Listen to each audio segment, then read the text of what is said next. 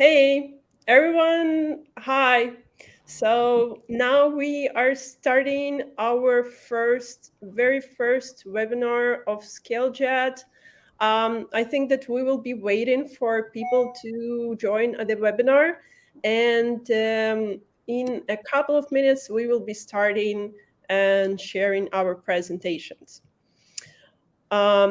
So basically, we had a small technical glitch as well. So this might be an obstacle for someone to join us. Oh, actually, I think that this is there is a problem with the connection. Just for you to understand what we are talking here about, we are using the third party streaming provider, and it's not showing us that people are joining. But as I can see on LinkedIn, we have viewers already. So there are 10 people who have already joined. So, okay, then we will be kicking off this again just in a minute. So, briefly, why are we here and who we are, probably. That's the best part to start with. So this webinar is called Getting Your Amazon Business to the Next Level. And today we have gathered the really top experts from different companies, from e-commerce service providers, such as Carbon6, Salary Tools, ScaleJet, Mariel Profit, and So Stocked. So what's the reason behind this webinar? Why have we decided to make it happen? So as we know, like any business is super competitive, and the key business driver is the competition as well. In order to beat your competition, you do have to have the best performing practices, tactics, and strategies. And in order to have them, obviously, you have to be aware of what solutions are out there on the market. So we are happy to share with you today the solutions, also as well as our vision of how your Amazon business can be scaled with different approaches. So there is no ever one response how, right? Because it would be too simple just to do one action and everything goes smoothly and you have it all. No, it doesn't happen that way. So this is why you have to combine really multiple approaches, multiple tools. And this is why we are here today, everyone from different fields, just sharing our best knowledge. So I think that we will be starting already. Like, guys, what do you think? Yeah, Let's do it. that's it. That sounds Perfect. great. So this will be a webinar which is divided in 5 pieces. Each speaker will be presenting their topic, starting with Troy Johnston, and he is gonna give us like his unique perspective on this topic. He will be sharing with us his vision as a person who was wearing like different hats, right? As an e-commerce seller, as an M&A expert, and also as a founder of a super successful and really the best tool out there for Amazon sellers in terms of Amazon data insights. I'm not talking about inventory or finances. No, Right? just keep going. It's the best. Yeah, I love that. Cool. So yeah, I'm giving you the Troy. Please, Troy, this is your time. Wonderful. Well, thank you, Anna, for the intro, and it's great to be joining all of you and spending some time on the topics we'll cover today. So let me go ahead and I'll share my screen and cover what I've got ready to break down. Let's see. All right.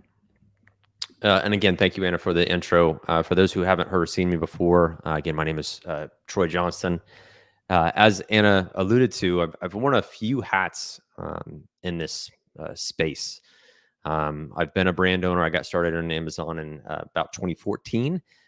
Stumbled my way through, like many successful or let alone any seller, any Amazon seller. I've got a trunk full of products. I've had a garage full of products, failed products, but sort of failed my way through before building out a brand that I like to think was ultimately successful before realizing an exit. I've been a consultant for other FBA brands in my network in fairly competitive categories. It's really served me well to stay in categories that you can think of, like supplements on Amazon, health and beauty, often saturated, often very competitive.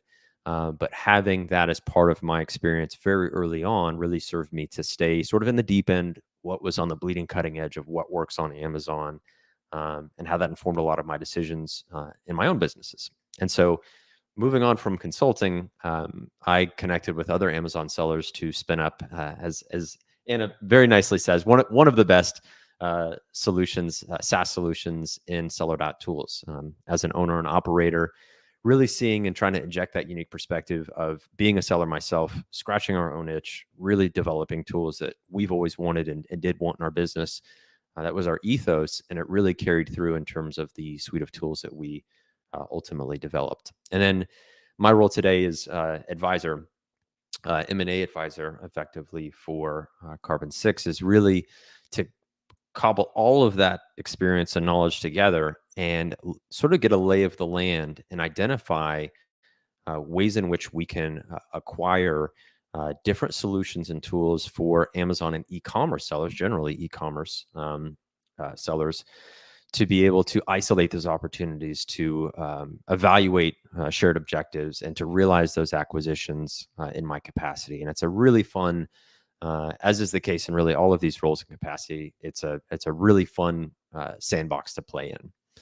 So with that background, a little bit about me, I want to take my short time with you today to really talk about sort of higher level thinking.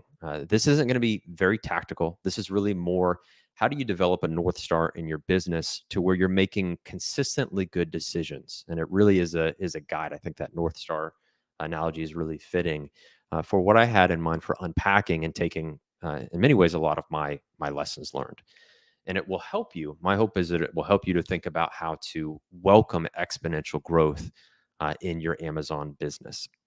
One of the first and really crucial steps is really being able to embrace what has now become far more popular than it once was, but it really is the idea of systems thinking. If you were to go out and canvas the variety of different Amazon courses right now, one of the really exciting things that you'll see, if you don't stumble upon this organically, is that an Amazon FBA business is fairly formulaic. There is a sequence of steps that have to be completed to be able to ultimately scale and automate. So if we can take the step of implementing systems thinking in a formulaic way, we really can create for ourselves an abundance of additional time and ideally an abundance of additional resources. Now, when it comes to system thinking, it's really important to think about the internal processes in your business. This is sometimes the unsexy stuff. It can be boring, but it allows you as a really good litmus test. If somebody were to walk in one day, walk in your door and say, hey, how is your business run? It would really be clarified by highlighting and sharing with them your processes, wherever that is. If you're using a tool like Notion, if you're using Tranual, there's now an abundance of solutions, again, tactically, to be able to ensure that you're developing and growing your processes. And there's a few things to think in mind here of what a great process looks like. If it's sequential, if it has very clear milestones, so key steps along the way, if there's essential resources that make and ensure that process is done effectively, and a good process really isn't a good process without a clear objective. What does it look like? What's the reality once a task and or project is completed? Creating this predictability in your business, again, allows us to start freeing up that essential time. As I touched on an Amazon FBA business, when we look at sourcing, vetting products, and doing initial keyword research, to listing optimizations, to launching, to the sequence of very familiar steps that looking awfully familiar. Organically, this business is very predictable, but when we inject those processes and think from the top down, we inject even more predictability in those processes. Now, it's important for the nuances of your unique use case, your business, your products, everything that is unique to you, to identify and isolate those gaps, whether it's over time or whether this is as you're evaluating, again, bringing a product to market and you're forward thinking, you're isolating those gaps or areas of opportunity. And this can come in a number of different forms. Is it gaps in terms of people? Is it gaps in terms of tools? Is it gaps in terms of resources? It's really important to make sure that all the links in that chain exist and that you determine effectively what is missing. With that, it gives you the ability to really dive in. This is when you get to the place of really doing an 80-20 in your business. And specifically in an Amazon business, if you've heard me talk about this point before, ultimately where you should be spending a bulk of your time, or your team in this case, as you set in more systems and processes and predictability, is that they or you are focusing on ranking and reviews. That is absolutely what Amazon rewards. It's how you realize on-channel excellence. It's the traffic and conversions. It's the Amazon equivalent of traffic and conversions. We get traffic via social proof, via reviews, and then social proof for conversions, because that social proof translates into conversions and revenue, and then traffic via ranking by getting more visible. Organic rank is the top of the mountain on Amazon. So when we marry those two, do those right, and have predictability in our business, we get to really dedicate that focus and attention on those high impact areas.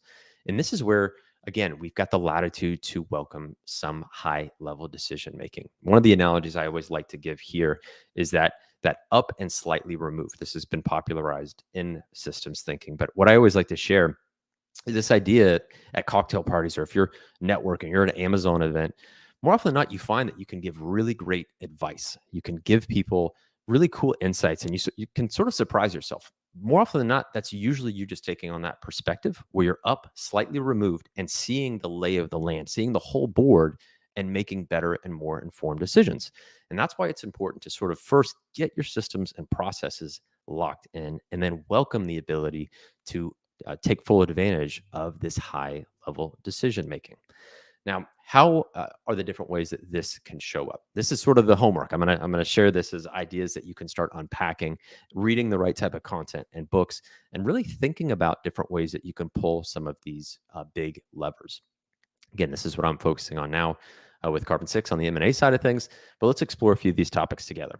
So JVs, joint ventures, this is a great way, and one of the ways that you can work with a potential strategic partner, even potential competitors, to collaborate in such a way where there is mutual benefit. What are some of your pain points? Where are there some shared objectives? Where are some conversations, meaningful conversations that can take place where it is ultimately a win-win?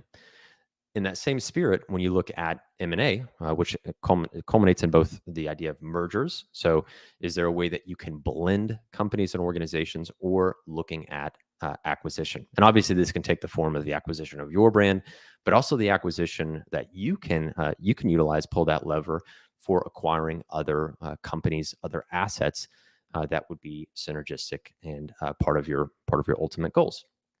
Same with strategic partnerships. Now, if I were to roll those three up and give you maybe a really important takeaway for today, is pulling out something like your P&L. Look at where your expenses are going. Look at where you're generating the most income. What are showing up in those line items that you can optimize, that you can partner or accelerate?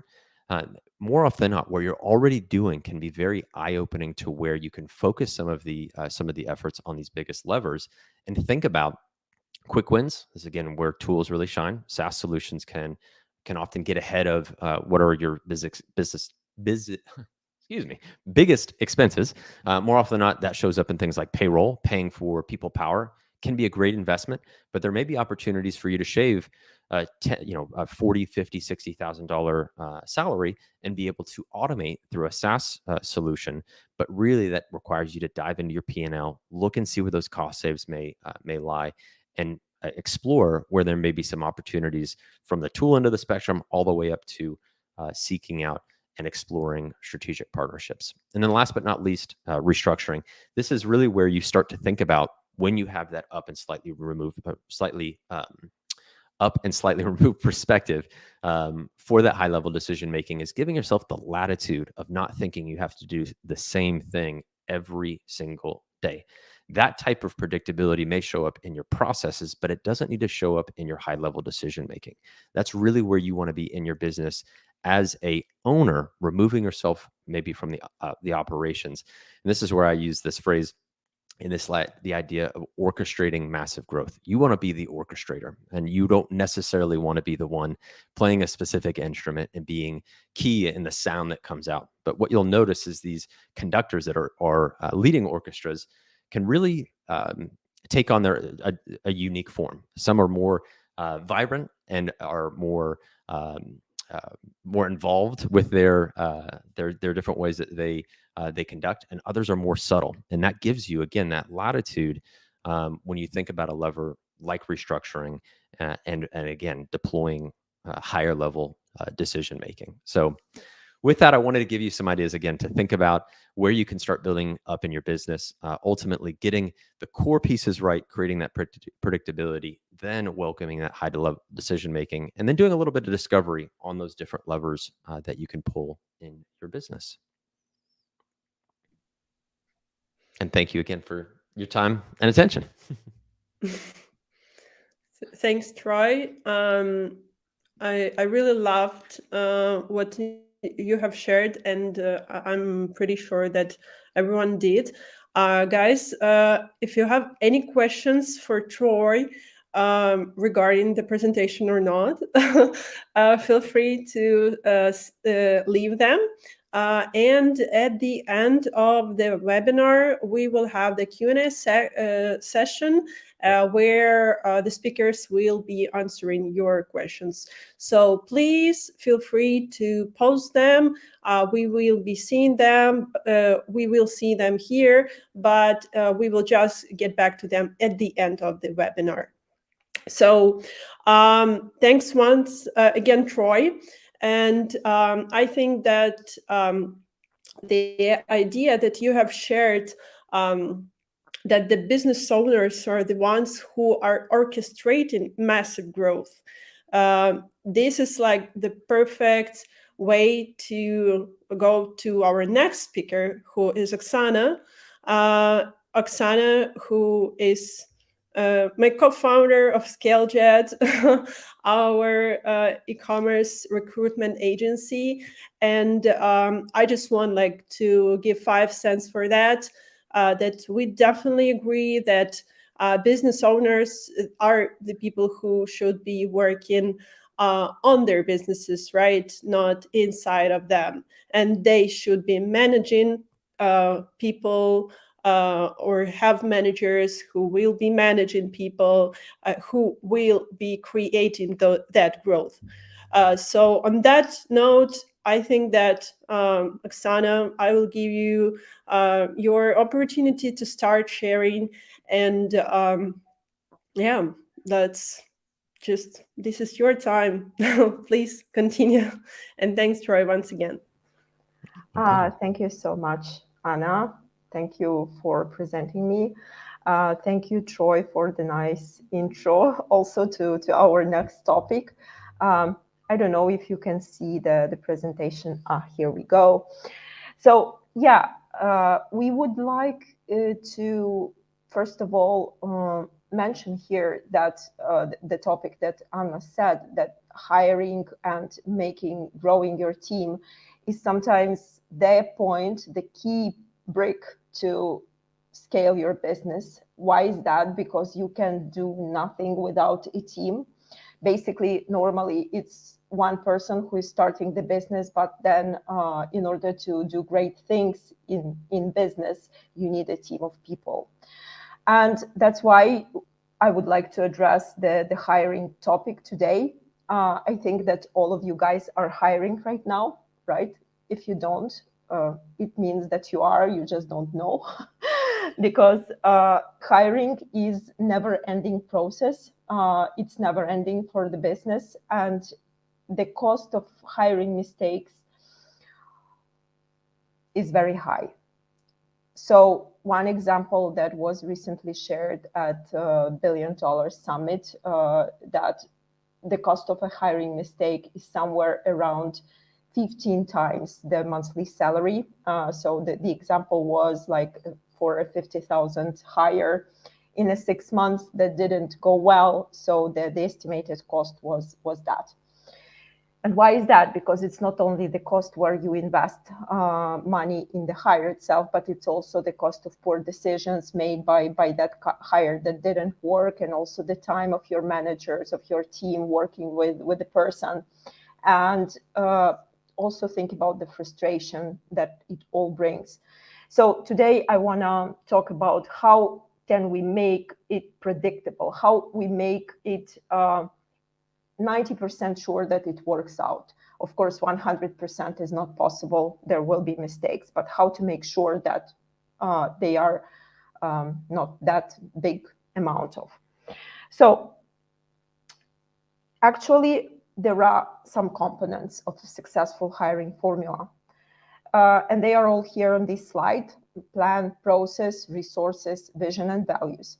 Normally, talking about hiring, we always touch base on the process, and I will do it, of course, because that's what interests people normally the most.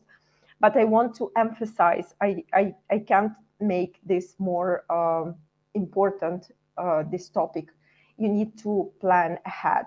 Before you even take decision of hiring someone, you need to have a vision of your structure a year from now, so you understand who are those people that potentially you will need to have in place or replace or whatever, so you have a plan. Then you need to have a process, a hiring process, so that you know for sure what you do and what you don't in that process. Resources, allocate them properly. Think ahead. Again, this all goes with planning. If you need to think about, okay, I need someone to be accountable for my hiring process, be it myself or someone from a team. I need money to invest and time of that person or other people who are involved. I need to invest time in looking for a person in advertising and so on and so forth. So make sure that you properly plan these resources. It's exactly what Troy was mentioning. Look at your bottom line. And then two things that are often neglected are vision and values. Keep in mind that all you do in hiring is selling your vision to a person that shares your values. It's not possible to make your hire successful if you are not articulating your vision properly to the person, and you're not making sure that the person is, that the vision is sold. Okay, so these are very important components, so they are here for you. The next step that I want to discuss is actually the hiring process. And I love to present it as a funnel because most of the people here are marketing people, all aware about how funnels work. And actually, hiring funnel is a X5 funnel. It means that you need to have 3 to 5 final candidates in order to make proper decision on a hire. And in order to get those 3 to 5 people, you need to have 20 shortlisted qualified candidates. And for those 20, you need to have 100 pre-selected candidates. And for 100, you need to have 500 applicants. So once you're gonna be planning your hiring process, please allow enough time for this to happen, because otherwise you will be choosing from nowhere. So going down, how do we, let's talk about top of funnel, right? So what are the main things that we need to have in place in order to have this initial flow to fill the top of your funnel? make your job description right. Basically, I will go back to what I said in the beginning. Think about your vision, sell your vision to the people that share the same culture. You need to use proper keywords for that. You need to transfer what you really want a person to achieve. So those people who can do that, apply. Don't go broad. Don't just copy paste something from other people that you think is great, right? Second thing, fish where they are fish. You want to go to the places where you can find those candidates that are proper to your business. If you're looking for an e-commerce person, you won't go to search on the job boards on the bus stop, right? Those people are not applying that way.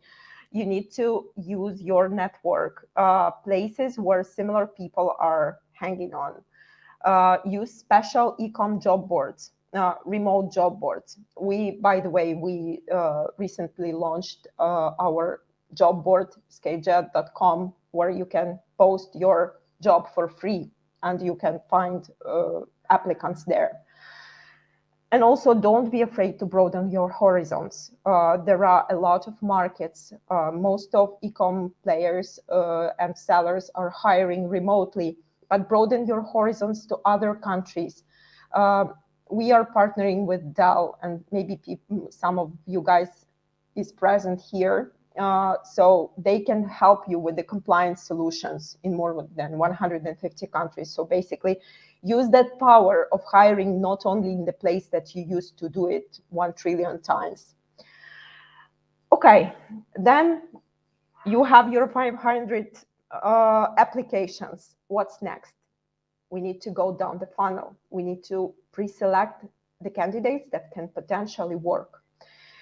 And one of 8 numbers sellers, at 8-figure sellers recently, I don't remember the name, on some of the webinars shared that the biggest mistake that he made in his hiring was falling in love with the resume, basically. And this mistake is very common. Falling in love with the resume, not just going through the funnel, not pre-selecting, saying, hey, this guy worked for this amazing company, it should be working the same for me. It's not. And also, common comment that we get, that people rely on their intuition. Intuition is great, but it doesn't work. It needs to be combined with numbers. So you need to focus and score people. And there are only 3 things that you need to focus on. Is first, what needs to be accomplished? What are the outcomes of the role? And ask questions about that. Second thing is skills and competencies that are needed to achieve those things that you need to be achieved. Don't just look for a role. Look for someone who can achieve the outcome for you. And also, the third thing is your core values. Again, we go back to that first slide. You need someone who is sharing your values. Otherwise, it won't work. And here I'm putting the scorecard template for you. Basically, you see all these 3 components on the left, and this is a template that we can share with you easily. Just drop us a message. You can download that in Excel and use it. You score every competency that you need for your job with weighted criteria, and that will cut down the possibility that you hire the wrong person. Then, of course, I just want to mention, you can definitely test people, send them tests. That's a good step to do, but don't be too overwhelming with tests. Don't test for unnecessary things. Focus on things that really matter for this position, and that people don't need to spend so much time on these tests. So, final interview. Finally, you went through all that funnel, you pre-selected people, you talked to them, you screened them on the first call. There is a final interview coming. Take your time, because oftentimes you get so overwhelmed already. You spend so much time that you don't put that final effort in that final interview. So please take your time, look at this as a date. You're dating your candidate. Ask questions, dig. Don't forget about 3 Ps, which is plan. How did they perform in the past towards plan? Ask them, what was planned and what did you do? What was their performance towards previous periods when they were not in the company? How was it before? What happened when they joined? And peers, test them for competencies for the team. Even if it's a starting role, not a manager, they will be working in a team. Ask them those questions. Pay attention to their body language.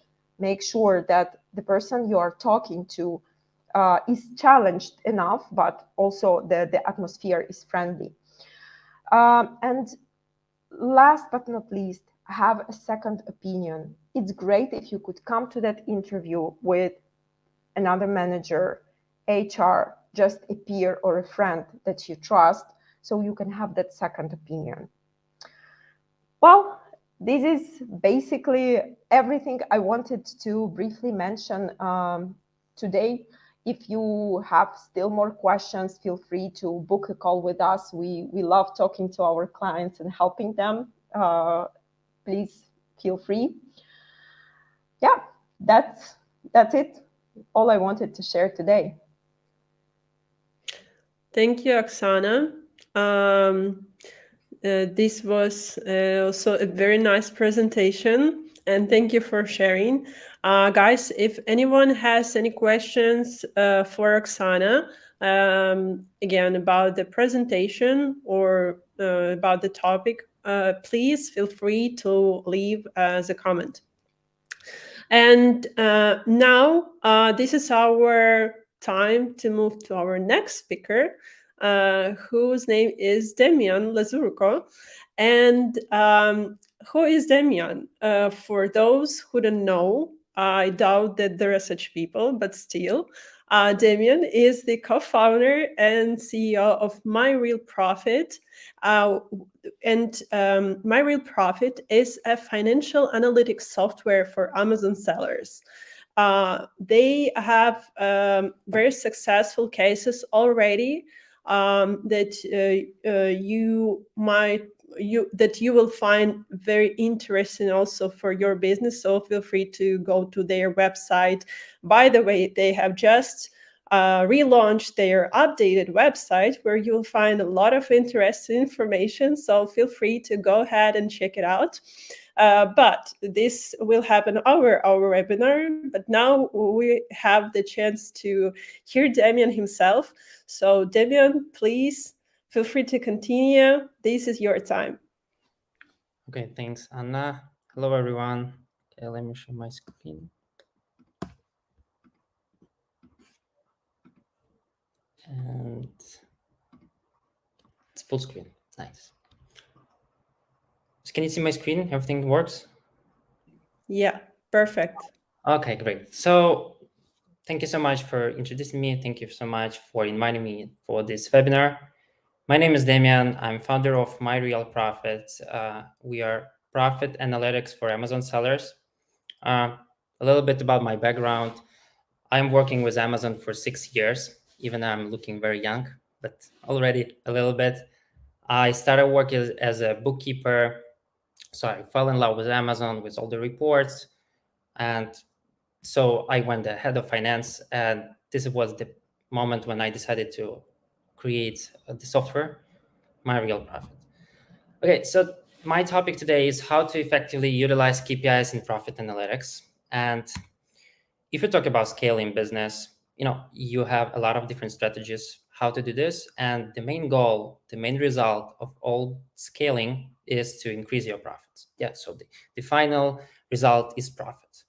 And there are a lot of companies, there are a lot of cases when people try to scale their business, sales are going up, profits are going down, and something is going wrong. And to keep track of everything, you need to use KPIs, you need to use some measurements, you need to define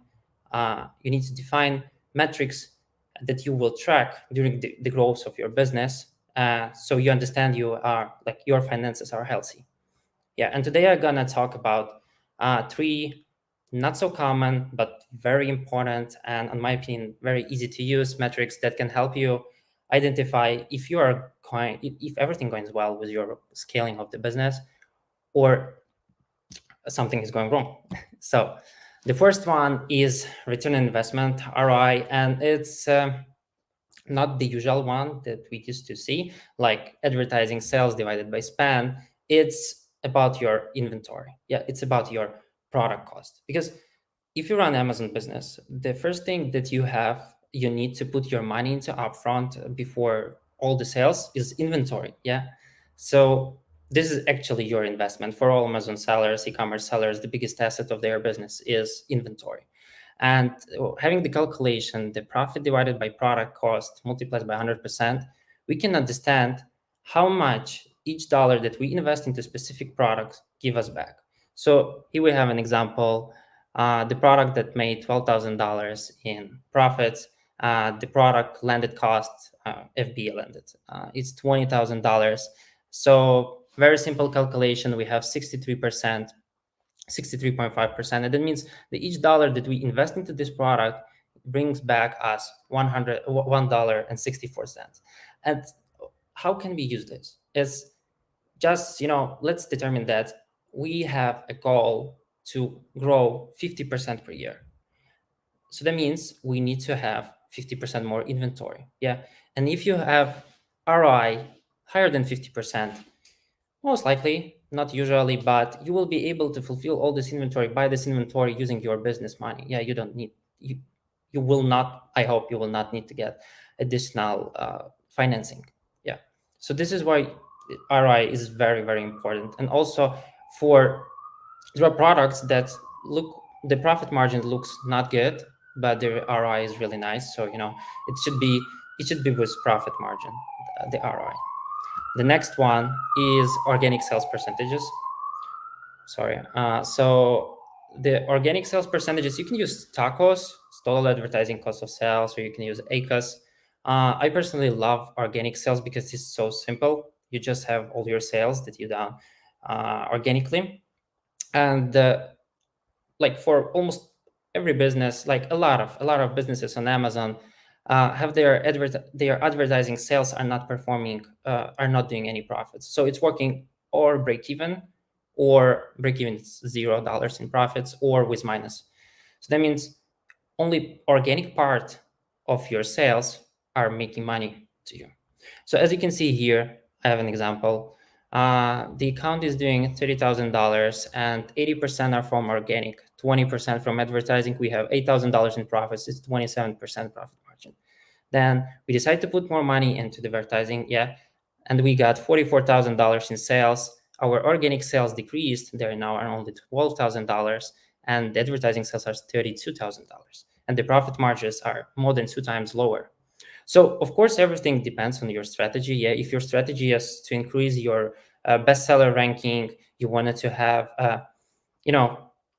you have different strategies. You can use different tools. You can use self-stock if you have an idea to sell your inventory because it's not going well. You can use seller tools if you wanted to have some new keywords and perform in rankings. So it's everything about the strategy. But if you are thinking in terms of scaling a business with profit, like having more profits, this is where I really recommend to look at the organic sales percentages.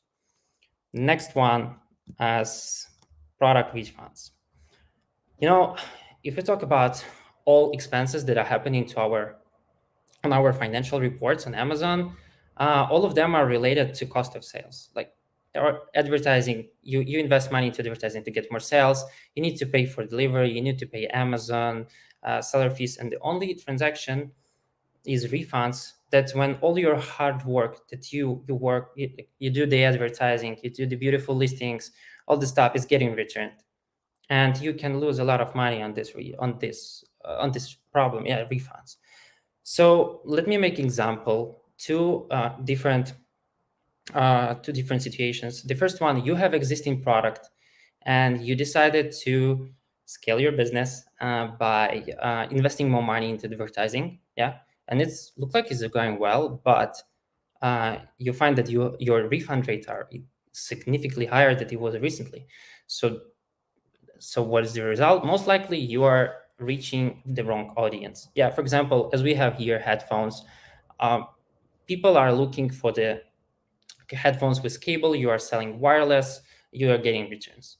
Or another situation is when you launch new product and your refund rates are extremely high, you didn't expect that. So you need to understand your product refund rates. You need to understand the category refund rates that you are selling, because they vary from category. Yeah, for example, in food category, the refund rate is going to be below 2%, even 1%. And for apparel, it's going to be about from 10 to 20%. And you need to expect this. But understanding your category average and comparing the category average from your refund rate can help you identify if this part of my business is healthy or I need to figure out. If you need to figure out, you can download reports from Amazon that tells you why people are returning your product. It says it's unwanted item, the item is defective, people are sending comments, and it can give you a lot of insights of why your product are getting returned. So yeah, as you can see on the screenshots, organic sales are okay. The tacos is also nice, and the refunds are extremely high. So you have only $265 in profits with almost 0% profit margin. And as I said, I will tell about three KPIs, but I have a small bonus, and it's also about launching products. So you need to do the math before launching new products, because everything starts with a good product, and you need to have good unit economics calculated for this product. So usually how usually people research the products, they look at the product, they use some tools who can help them with keyword research, product research. Then they go to Amazon and starting calculating the FBA, using the FBA calculator. They trying to calculate, is the product profitable? Am I going to make some money from it? Yeah. So we talked about refunds. You need to include refunds in your unit economics calculations. It's very important.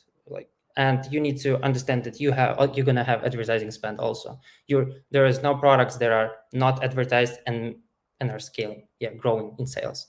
Almost no products. So the main goal is to, when you have your unit economics calculated, you take into account these two more expenses: advertising spend and refunds. And usually refunds are 5%. Yeah, you could talk about all Amazon, and advertising is about 10%. It's 15%, significant amount from your sale price, significant amount. So I will share after the webinar. Please just put something into the chat, send me a template or whatever, and I will share with you a free template that will have all the calculations already done. So you just need to put your product, and it's already working with also break-even ACOSs, break-even ROAS. It's very easy to use. And it also will have a landed cost calculation if you wanted to calculate your real cost of goods landed. Okay, I think that's it. Anna, thanks. Demian. Thank you so much. I think this also was a very, the presentation with the information that is very valuable for the Amazon sellers. And I think that we have a perfect match here today, having you and Chelsea, because you guys are just on the same team, sharing really a very, very important ideas on how to actually work with money, which is a crucial part in any business, which is the driver as for any business. So I'm giving you Chelsea, the co-founder of So Stoked, the Amazon seller as well. So Chelsea, please, this is your time now. Awesome. Thanks so much, you guys. Thanks for having me. Like she said, my name is Chelsea Cohen. I am the CEO and co-founder of So Stocked. Am I sharing my screen? I want to make sure that I'm sharing my presentation. Do you guys see it yet? There we go. Okay, cool. So yeah, my talk is on the velocity of money. It's on cash flow and really the secret to scaling. I've dealt a lot with, I've been selling on Amazon since 2014 and dealt a lot with inventory. I've been immersed in inventory for e-commerce for the past 4 years and really was seeing that it's impossible to scale when you don't have the money to actually scale, and inventory can be a huge blocker to that. So understand that the velocity of money, it means how quickly are you turning over that money, that same amount of money, how quickly can you turn it into more money and put it into your next product. So you want to understand that the rapid and effective deployment of capital is the secret to scaling. So let's look at what that actually means. Look at cash flow and scaling.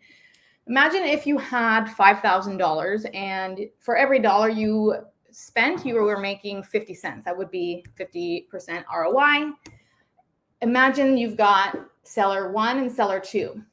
If I have the same amount of money, the same ROI, but I can turn over that capital faster than you can, twice as fast as you can, you'll see the difference between what I'm making and what you're making. It's very, very significant, right? So thinking about your business that way, thinking about how can I sell through my inventory faster?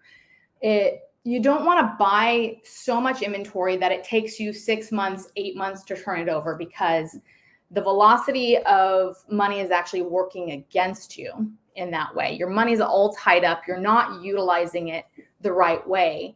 So you want to think about, how can I move that inventory quickly? How can I place smaller orders more frequently to be able to increase the velocity at which I'm selling? Another way to look at this, we look at seller 1 and seller 2. Consider it SKU 1 and SKU 2 within your own business. Starting to look at the velocity of each of your SKUs. Maybe one SKU is making slightly more than the other, but if it's turning very slowly, it may not be as profitable long-term as you think it is. You may have the faster seller may be more profitable, even though the ROI may be a little bit less. So something to think about, a little bit of a different way to look at your business is to look at how quickly you can turn over that money and make more money, right? So how does that tie into inventory? There's actually, I talk a lot about, there's stocking out. People know that you lose a lot of money stocking out, but you can also lose money in overstock. So I want to talk about something that I call inventory-minded marketing. This ties in essentially inventory, marketing, and cash flow, because it's a cycle, right? If you screw up with inventory, marketing can't market anything and you don't have any cash flow. Similarly, you run out of money, you have no inventory, or if marketing doesn't move that inventory, you have no cash flow. It all works together. So you need to start thinking about it holistically. And the biggest, when I started talking to sellers, and I've talked to hundreds of sellers over the years, when I started talking to sellers, a big reason why they would stock out was they were marketing themselves into a stock out. So I identified that the marketing team and the inventory team, and sometimes this is the same person, don't work together. You need to start thinking about, if I'm going to market a product, do I actually have the inventory to market that product? So that's the first piece of inventory-minded marketing, and the first piece of considering your cash flow as part of your ability to scale. Because if you run out of stock, you're not making that money, and then you're not able to continually scale your business. So the first piece is that marketing needs to give a marketing plan to inventory, and inventory needs to vet that plan against the inventory report and actually be able to say, okay, this is going to work or this is not going to work. You're going to stock out on this product if you do this particular plan. And then there's some inventory reports we're going to go through on the data inventory should be giving to marketing to be able to avoid stock outs and increase the velocity of your capital by really focusing on on some of those slow sellers, some of the overstock that you have, the capital that's just sitting there, you want it to be moving. So first and foremost, the inventory-minded marketing planner. You can download this at sostock.com/tools. We also have some other things there. There is a carton pallet calculator that will also help you to increase your profit margins in your shipping. You can check that out at the same link. But the inventory-minded marketing planner, what that is just simply, here's what I'm going to be doing with every single SKU. You send that to your inventory team, and then they can plug it in and check it against the stock that they have. So some examples would be, you've got your velocity, your sales velocity. Are you looking at past sales? Are you looking at last year's sales? Maybe it's a calculation of the average of 30, 60, and 90 days of sales. What is that velocity that you're using? Then you want to look at trends. If you're looking at last year's sales for Christmas, you may want to use that sales pattern, but the trend may be, say, 8% up from last year. You want to put that trend in there. Are you doing a PPC campaign where you're going to increase sales by 10%? That needs to be indicated as well, because that speeds up the burn rate. And if you are going to stock out, then there's no point in running that campaign for that particular SKU. Then you have lightning deals or any sales events, really, influencer campaign or an email campaign. You want to put the date range and the number of units that you think you're going to move with that campaign. Lastly, you have seasonal spikes. And so this is a time period. So let's say summer, you're selling barbecue products in the summer and you think sales are going to increase by 50% during that time. So all of this data goes into this sheet and it gets sent to inventory, and inventory plugs it in and then is able to give feedback to the marketing team if they need to make some adjustments. Then you have inventory has kind of been this passive role of let's wait and wait until we have an emergency, or wait until we need to reorder, or wait until I have time, or whatever it is. There's always been kind of this backseat that inventory has had.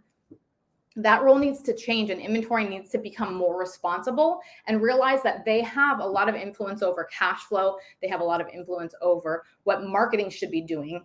And marketing actually needs to take what data inventory has and start to actually use that data within their marketing reports. So it's kind of like this loop that closes. You've got inventory data that goes to marketing. Marketing puts that into their marketing plans. Then that goes back to inventory. And there's kind of this conversation happening between the two groups. So this is the stock out risk report. This is exactly what it sounds like. Am I going to run out of stock on a product? At what date will I run out? And for how many days? If you don't have a system that creates these reports for you, the calculation is total inventory divided by your daily sales velocity. And that's going to give you your days of remaining stock. If you take that number and you push it out to into the future, you'll see when you're going to run out of stock. So the reason for this report, why this report is important, is that you want to send this to marketing, because let's say you've got an 8-day stock out that's coming up. That 8-day stock out could be potentially avoided by the marketing team if they switch something up. Maybe they are running aggressive PPC campaign and they can kind of back off on that. It's going to do two things. You could potentially avoid the stock out, but the other thing that it's going to do is you're going to make more money on every single one of those sales because you're not spending on those aggressive ads. So your ad spend is going down while you're staying in stock. This can be effective in increasing your cash flow and increasing your profitability during this time while you're avoiding a stock out. The next report that we like to use is called the slow sellers report. This report is, I call it the move it or lose it SKUs. They're not the dud products. They're not the products that you completely want to get rid of. They are the products that are kind of on the fence. If this doesn't change, it's going to become a dud product. But I think that I could still save this product. So they're not performing to your standards, but they're not completely failing yet. what you want to do with this report is important for the marketing team to have eyes on and say, okay, these two products are at risk of becoming failure products. So we need to actually come up with a plan and market that and get it to move more quickly, because it's also clogging up. We've got restock limits now. It's clogging up our restock limits. It's tying up our capital. And every single month, I'm making less money on that unit because my storage fees are coming in every single month. So you're really making less money on every single month worth of inventory. So you want to have that slow sellers report, and it's going to be a range, a minimum and a maximum. So let's say for your business, it's between 5 and 20 sales a day. That's what you want to look at. You say anything between this range needs to be worked on. You want to move it out the top of the list so it doesn't move out the bottom of the list. And the bottom of the list is a new report called the liquidation report. So the liquidation report, this is something that you're not going to restock.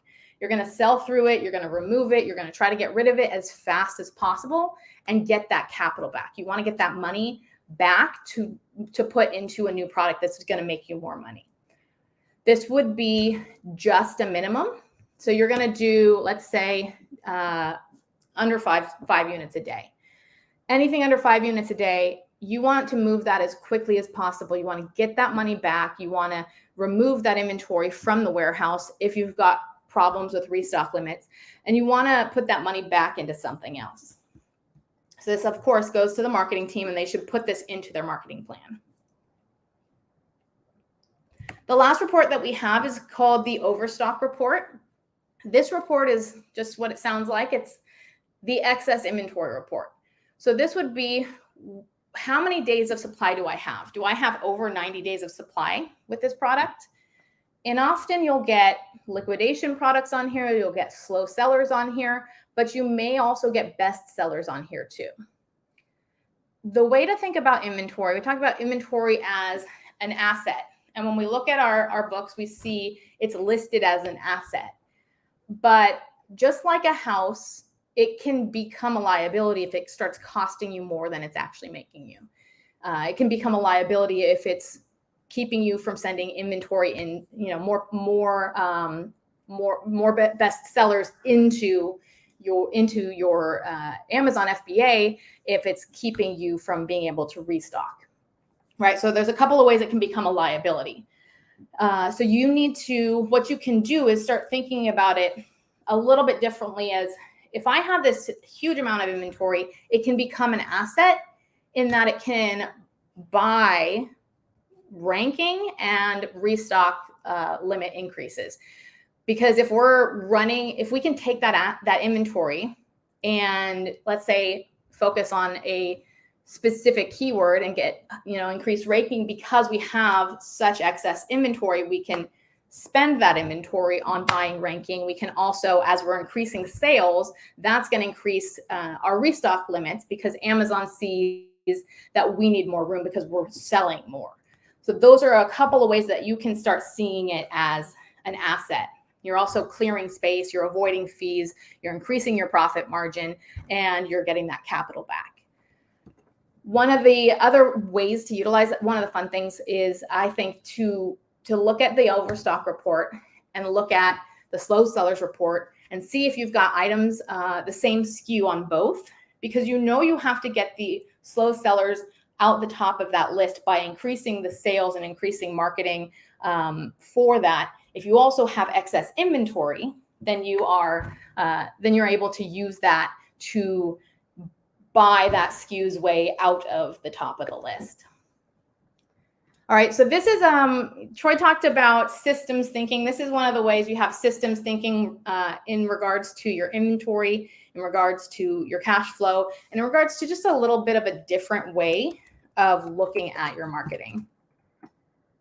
Let me stop sharing my screen. And that's all for my presentation. I think I'm just on time. No, it's just perfect. Actually, everyone is super perfect with timing. So thank you all, guys. This is perfect. And thank you, Chelsea, of course. It was a great overview of all the reports and solutions that are provided by SoStalked. So thank you again. I'm pretty sure that it was very valuable for our audience. So guys, basically we have covered all the topics that were outlined for this webinar. And this webinar will also be available as a recording throughout the channels on LinkedIn, YouTube, and Facebook as well. So unfortunately, we had some technical issues and we were not able to stream the initial webinars that were created. So we will be sharing this recording in those webinars with many listeners who were actually planning to see this webinar. And again, listeners, we're very sorry for this technical error and we won't be making this again. When you watch this, please leave your comments, leave your questions for the speakers. You can tag the speaker, or you can just leave a message. This is a question for Demian, or this is the question for Chelsea, or for Troy, or for Oksana. So just leave any questions that you have, and we will make sure from our side that you have the answers for all your questions. So guys, I think this was really great for the first try, and I think that in future we will be improving our format as well. If you did like this webinar, let us know. If you did not, let us know. Whatever you think, let us know. Your feedback is very valuable for us. And if you would like to learn and discover new topics, feel free to share what topics those are, and we will make sure to do it for you. So Chelsea, Troy, Demian, Oksana, thank you so much, guys, for your time today. Is there anything you think you would really love to add at this moment? I guess just have a great Q4 and take these to heart. I think it'll help you with increasing profits in Q4 and in the new year. Yeah, I'd echo that as well. I appreciate Anna and ScaleJet, the whole team bringing us all together. And I think, like I said, we kind of covered the gamut, which I think we've got to pretty much hit on every seller at this point, whether you're thinking about hiring or inventory or knowing your analytics or just thinking through your business. But yeah, wish everybody the best, and hopefully everything we covered today was great. It was great to touch on a lot of key components that I think sellers and brands need to be thinking through. Thanks, Troy. Thanks, Chelsea. All right. So, Demian, you want to share something? Oh, you saw I turned on my mic. No, thank you so much, Anna, Oksana, for inviting me, for creating this. It was hard work. You were preparing a lot, so thank you so much for that. Yeah, I think we covered almost everything in there. Wish all our sellers to sleep at least 6 hours per day, or 3 hours, depending if they. That's a good one. Yeah, and yeah, hope our tools can help them automate some processes and grow.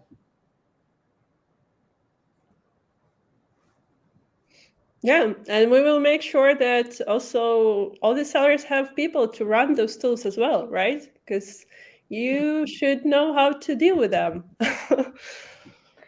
Yeah, thank you so much, guys. I also wish each and every seller that only your imagination is the limit where you can scale. Shoot to the stars, and hope this was helpful for you to bring you the tools to achieve these scale projections that you have in mind. Yeah, cool. So once again, thanks everyone so much.